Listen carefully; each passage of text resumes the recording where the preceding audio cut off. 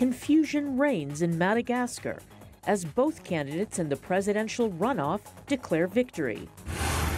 A grassroots effort emerges to fight gender violence in Kenya. And we'll tell you about the risks of one of the most common birth defects in the world and the fixes. Africa 54 starts right now.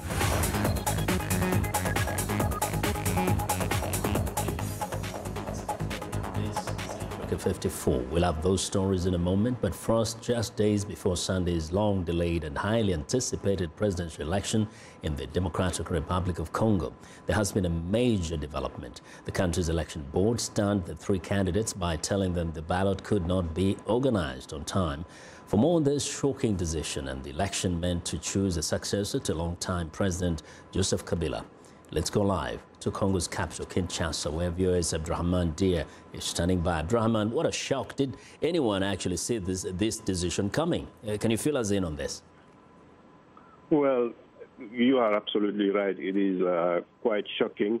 And Corneille Nangaa, the president of the Electoral Commission, is speaking right now with a 2.5-hour delay. He was supposed to speak to the media earlier, and looks like they were trying to find out how to deliver the information after the information has leaked from some of the presidential candidates. So right now he's explaining that they did not have the paper ballots on time. So he's still talking. We are yet to see if he confirmed a new date. He probably will. But he started by saying that he would say nothing today that would compromise the democratic process in the DRC. He then pursued by thanking all the candidates.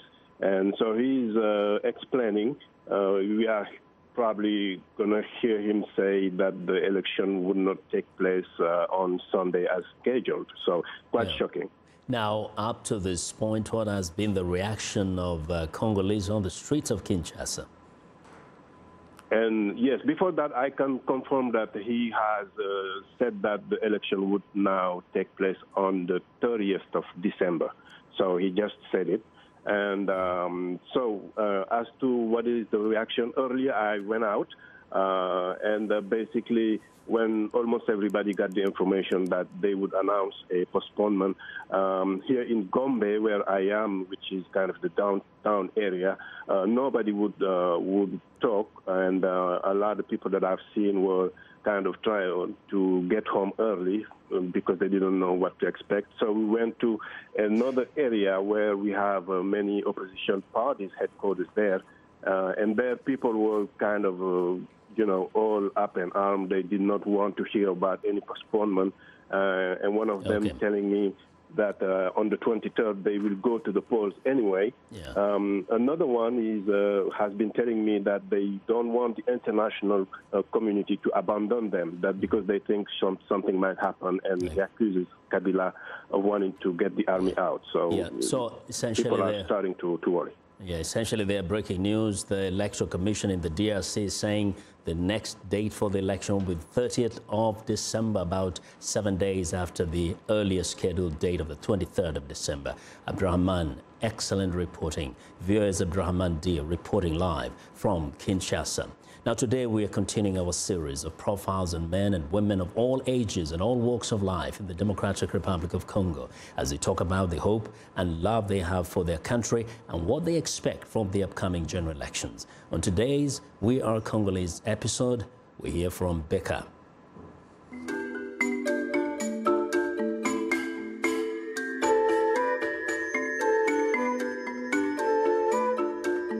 Kwa mkongomani minanipa fier. Niko fier kwanza kwa Congolais parce que Congolais iko different na Afrika bengine. Congolais anapenda nchi yake. Shida za wakongomani ziko mingi. Lakini ya kwanza usalama wa Kongomani iko mdogo. Sheria haitumike binamuna inavyofaa. Masomo inalipiwa share, matunzo iko share, barabara hatuna, moyen de transport haiko, Unakuta maisha ya Kongole leo ni kujitafuta. Kitu ya kwanza kwangu, nchi yetu inatwima haki zetu sana, sirtu kisheria. Hapa kwetu probleme tuko nayo, mtu akikuwa na nguvu kugushinda kipesa, ube kujulikana, anakuonea kategorikema. Makosa ni abadirija betu, sababu abo njo banapana mipango yote. Kwa mfano, polisi ananyanyasa mtu usiku, ni ule komandaji walimupangia kwa hata tumikia usiku, na raporo wanazipataka apre makazi zao. Mie bakinifanya presida, napasha shanje wale wote walitumika mwa hii guvernema yenyene iko hapa. Komsa tushanje tutie bengine ba mupya, tuone kama wanaweza tumika banobeire mitindo ya presida. Sababu abo biko banakuwa nome, majorite mwabo banatumikia njo interes zabo, habiko natumikia interes za population. Presida muyata ingia neza mulomba vitu tatu: usalama, masomo, matunzo ya ine na barabara. Paske vile vikikuwa, kila mtu anaweza jideplacer na natafuta jinsi ya kutumika na maisha na kuempebi. Vingine inaweza kia baadaye juna ni mtu. Inchi inaweza kuwa mzuri kwa mapenzi ya Mungu, sababu hali tuko naona ni ile tuliongelea ke ba mingi banapigania mainteres zabo.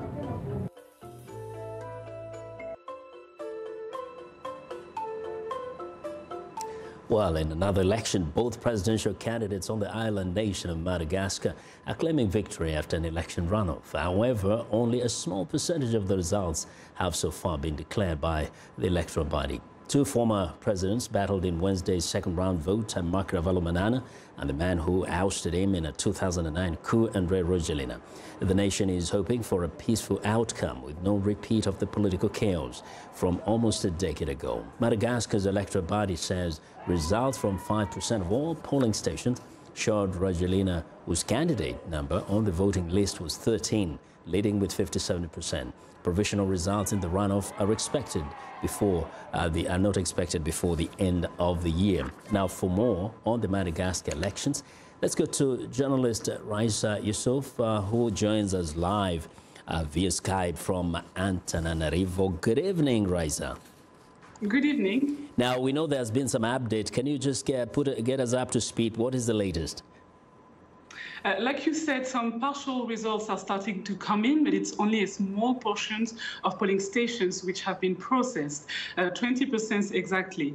It's too early to tell now which candidate is likely to win because it's just only a small portion. But so far, candidate Andry Rajoelina is leading in front of his rival, Marc Ravalomanana. What's important to notice is that voter turnout is on the decline now.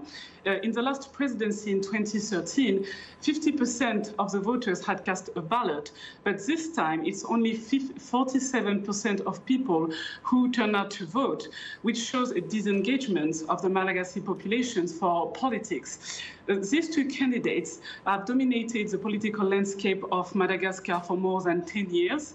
And I spoke to some of the voters, and they told me that voting for one or the other wouldn't make a difference for them. Yes, no, we know this is a country where there has been a lot of turbulence, and of course you can understand the skepticism. What have been the reactions up to this point, with these two now again starting to kind of fight over the results even when they're not over? I mean, so far here, the situation is still very calm, very peaceful. Both candidates have reacted, and they seem very pleased and very confident after the vote. Marc Ravalomanana said that change is coming. He said that his rival couldn't beat him, even with all of the money in the world. And Andry Rajoelina kind of said more of the same, that he was confident that he was going to win. And obviously, because of the partial results show that he's leading, his camp is very confident as well. So far, we had some reactions. One of them from the head of the EU Electoral Observation Mission, Christian Preda, who said that he called both candidates to be calm, and he said that we really should wait until the results are announced, and we will get significant results in early January. Now, Raisa, we know that those two men have actually held power in Madagascar. What case are they making for, for themselves? What is it they could do that they could not do when they were presidents? I mean, actually, both of the men have been criticized because they seem to have based their electoral campaign more on their personality, and they focused a lot on the history they shared together. So, for example, Marc Ravalomanana kept accusing his rival Ange Radzouel of deposing him in a coup in 2009, and Ange Radzouel defended himself, saying it was a popular uprising, and that actually he led a series of protests because of what he called a dictatorship from Marc Ravalomanana. So they do have some policies. Marc Ravalomanana says that he wants to implement a strong presidential regime and also promote decentralization. And his opponent, Ange Radzouel, said that he wants to turn the coastal town of Tamatave into the new Miami. Okay, Raisa, thank you very much for your reporting. That's Raisa Yusuf reporting live via Skype from Antananarivo in Madagascar. Now, the United Nations estimates close to 1/3 of women around the world have experienced some form of gender-based violence. In Kenya's informal settlement, officials say the problem is common and persistent. But in the slum of Kibera, the grassroots movement is emerging to combat the violence. More than 100 victims of rape and domestic abuse are speaking out and have opened a center and safe house to help victims of gender-based violence. Rai Lombor reports from Nairobi. Alice Achieng says she was raped at 13. Then she married as a teenager and was beaten by her husband almost daily. She says no one would help and he wouldn't change, so she left. The mother of 3 says she understands why so many suffer in silence. I was also where these many women are. I had that fear. I also felt like if I came out and admitted that I was raped, people would laugh at me, or they would say I'm lying. So most people are afraid of that. UN figures show about 39% of women in Kenya report experiencing some form of violence at the hands of sexual intimate partners. Now, Alice and other survivors in the slums of Kibera are taking action against gender-based violence. After working for 2 years to highlight the problem, the group launched the first center in Kibera for victims of abuse with the help of donations. The site includes a safe house and resource facility for women and girls. Editor Adhiambo, a rape survivor from Kibera, is the director. Apart from a safe house, our office will act as a safe center where women can come and share their stories, where women can come and get our service. Our main service today that we are having is education, empowerment. We want to empower women on their rights. If you understand your right today and you practice tomorrow your rights, then you are liberated. Wangeshi Washira is the director of the Center for Rights Education and Awareness. She says gender-based violence is prevalent in Kenya's informal settlements. As an organization, we have our Kibera office here in Nairobi. This year alone, 2018, we have 651 reported cases of gender-based violence, and this is only for one organization. The last just concluded national exams. We've seen a very big numbers of girls who are violated. With one county where we're working, for example, in Kilifi, we had 13,000 girls who have been violated in teenage pregnancy, and that is only one county. She says intimate partner violence makes victims more vulnerable to HIV infection and other serious problems. We have seen the magnitude of violence happening to women being more, and we can describe it in terms of sexual violence. We can also be able to define it in terms of emotional violence. There is also a component of economic violence. Survivors say they hope the center sends a clear message about the true cost of gender-based violence to victims in society. Rai Lombor for VOA News, Nairobi.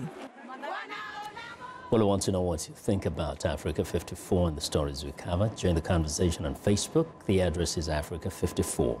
We're also streaming our show live on Facebook, so check us out and share our show with your friends. Find me on Twitter at VOA Vince McCory. Still ahead on Africa 54, the risks and fixes for a common birth defect. But first, a look at Thursday's headlines.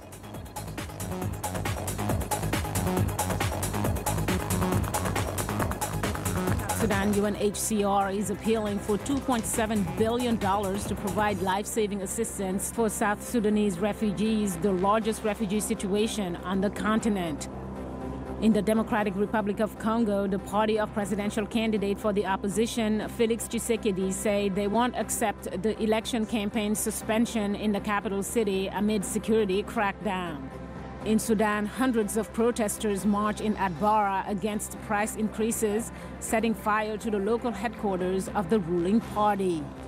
In Madagascar, vote counting begins as polls close in the country's runoff presidential election. Finally, in Togo, voters arrive at polling stations to elect their parliamentary representatives despite boycotts by 14 opposition parties who are calling for an overhaul of the Electoral Commission.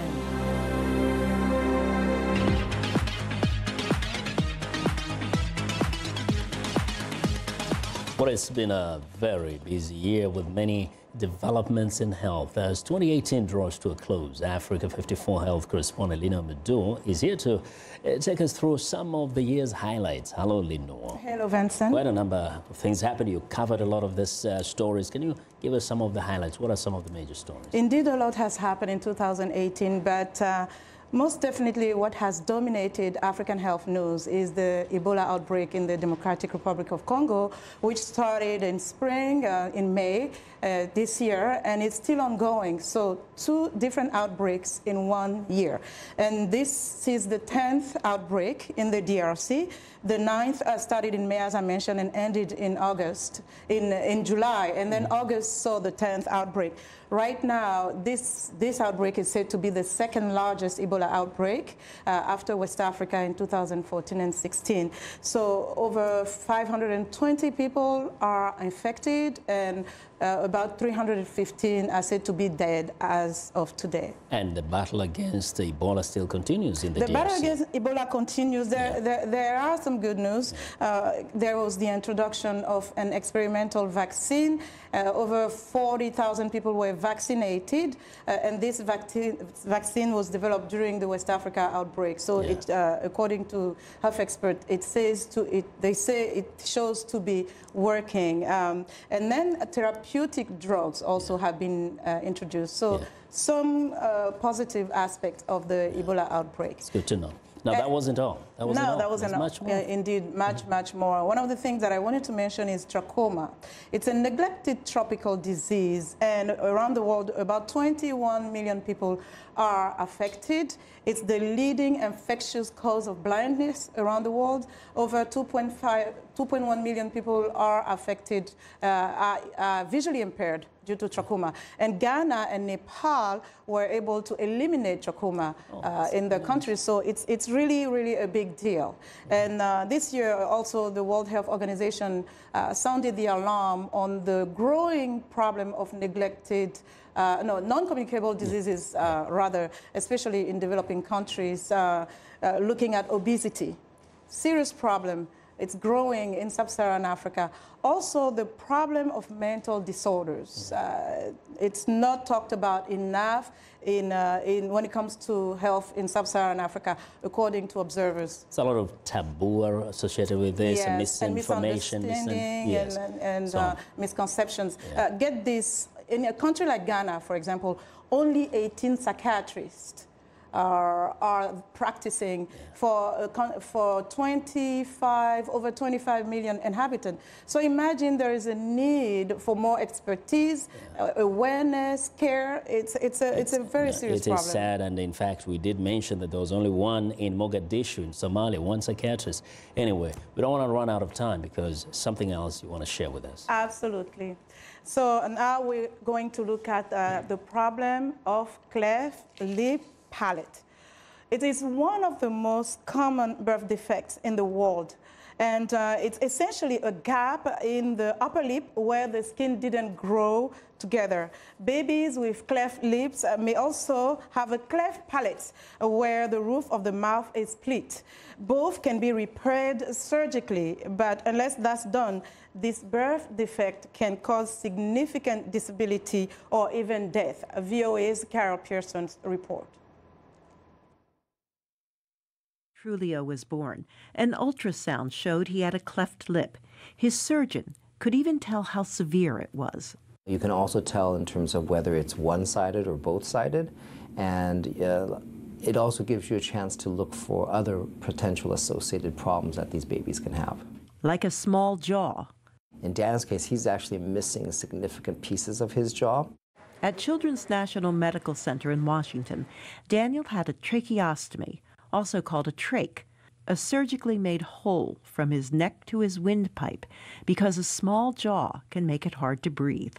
About 7,000 babies with a cleft lip or cleft palate are born every year in the U.S. Around the world, the number is in the millions. Without surgery, babies like Daniel can have stunted growth, speech, and hearing problems. 9 in 10 children born with a cleft lip or a cleft palate are at risk of dying without medical help, according to Dr. William McGee, founder of Operation Smile. More people die every year in our world from lack of access to surgery than die from malaria, AIDS, and TB combined. Volunteers for charities like Operation Smile repair these defects and teach local doctors in developing countries how to do the surgery. Operation Smile is also involved in research. We know that there's a genetic effect to it, and we have now the largest collection of genetic specimens in the world. A genetic mutation is linked to about 30% of the cases. 3 siblings in one family provided the clue. Normally, you would only see one child in a family of 3 or 4 children that develop this birth defect. Scientists are not yet able to prevent the disorder, and they're still searching for other causes. He's actually done really well with them. Daniel's cleft palate was repaired in spring of 2017. He'll need more surgeries later on to create a jaw and to fix his teeth. There's a world of difference between Daniel then and the toddler he is today. He still spends most of his time in his play area, but now he wears a hearing aid on a headband because one of his ear canals is closed. Bingo and Wally hop onto the sleigh. He likes looking at books and playing with his sisters. He was fascinated with our camera. Robin Trulio, Daniel's mother, reflects on the changes since he was born. He was getting sick a lot, frequent colds, and he got pneumonia a few times. He needed a lot more care. He needed a lot of suctioning through his trach. He was in the hospital a couple times. But like right now, he doesn't get sick. If he does, it's resolved quickly. He's definitely living a happy, healthy life. Daniel can now breathe on his own. He's doing many of the things a 2-year-old normally does, and he's apparently loving it. Carol Pearson, VOA News, Greencastle, Pennsylvania. And that's our health report for today. To stay in touch, find me on Twitter at Lenore Moudou. Vincent? Well, Lenore, thank you very much. And be sure to watch Lenore Moudou's health reports every Tuesday and Thursday right here on Africa 54.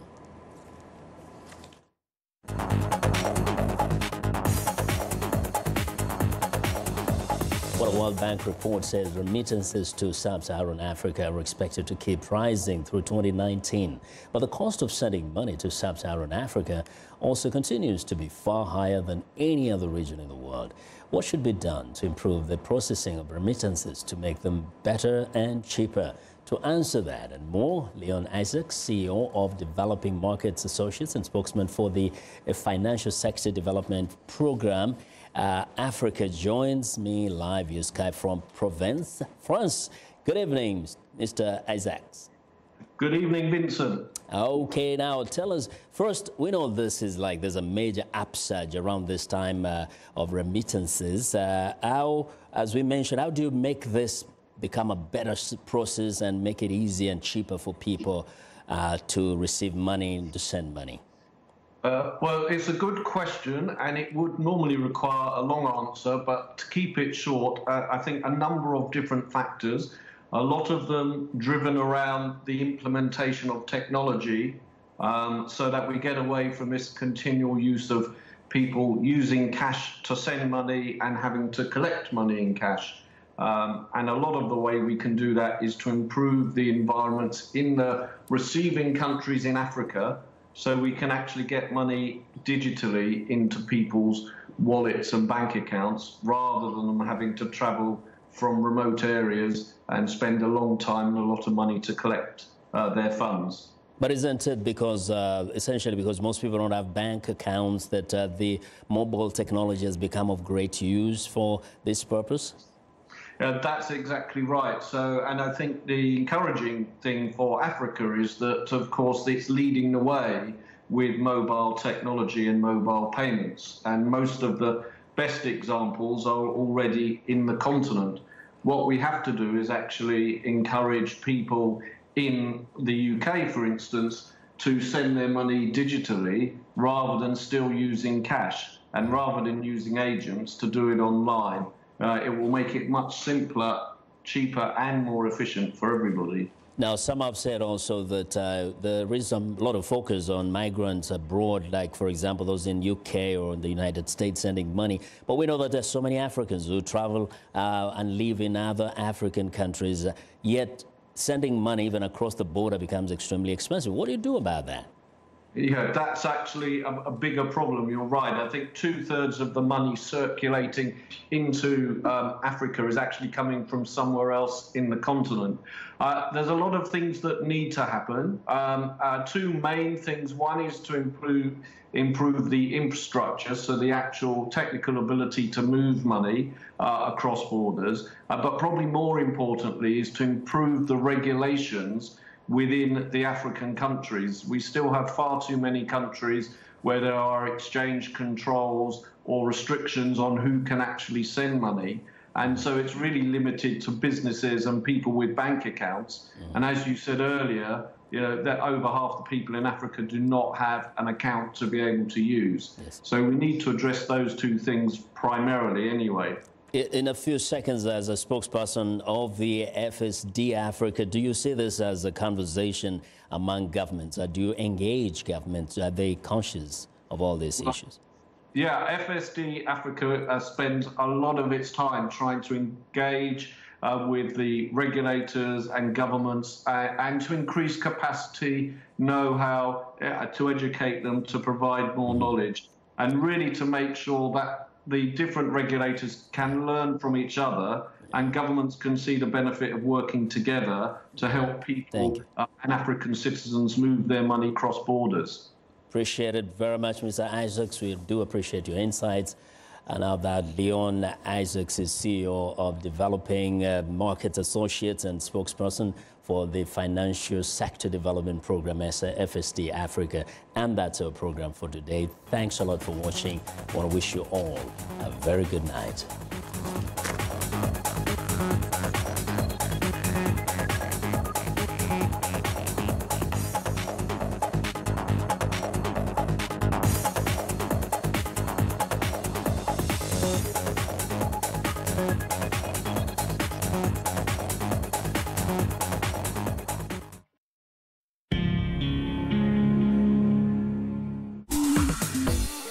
Welcome to English in a Minute. Some American English expressions sound like they could hurt. Hit the spot. Let's see if Anna and Jonathan can help us out. Have you been to the new restaurant down the street? I haven't. Is the food any good? It's delicious.